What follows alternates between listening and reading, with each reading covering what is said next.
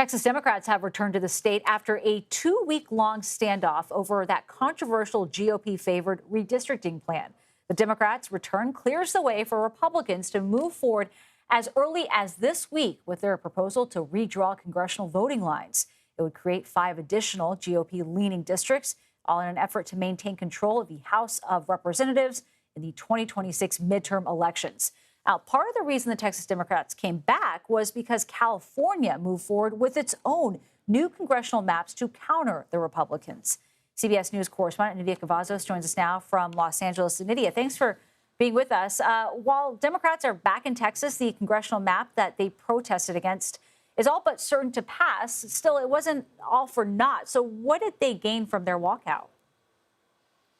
Nancy, even though Texas Democrats have to return, and some already returned to their home state, they're calling their breaking quorum a success because initially they said their goal was to, one, get national attention on this issue, make sure that the country's eyes were on Texas and what Republicans in the state were doing. And second, they also said that their initial goal was to get other blue states to retaliate so that they could potentially neutralize the gains that Texas could make come 2026. And they were able to achieve this with California when they effectively rolled out their redistricting efforts and their redistricting campaign.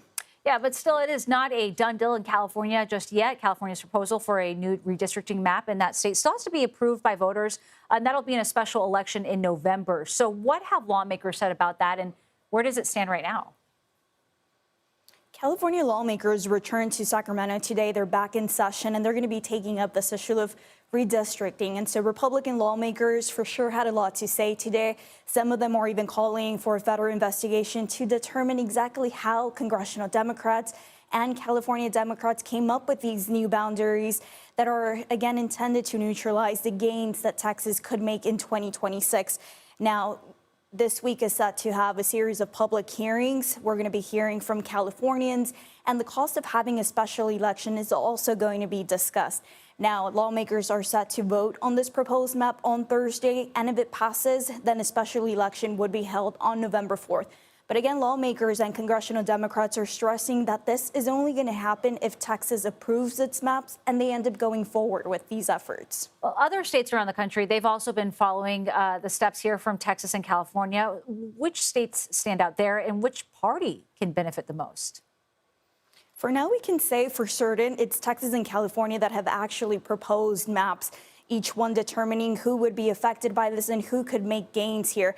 Now, it's hard to say at this moment which party is going to end up benefiting, but we do know that for Democrats, it does represent additional challenges because some blue states have independent commissions. It's not so easy for them to just go in and make these new lines for their congressional districts.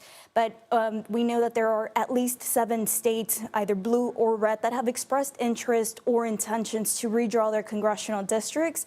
And this, of course, includes Florida and Ohio that is also set to redistrict their congressional districts. So we know that we can expect a series of legal battles surging from California's efforts in Texas. So it's a long way ahead, and it's certainly complicated for both Democrats and Republicans across the country. I'm sure, and I'm sure you will be staying on top of all of it. Nidia Cavazos, thank you so much for being with us.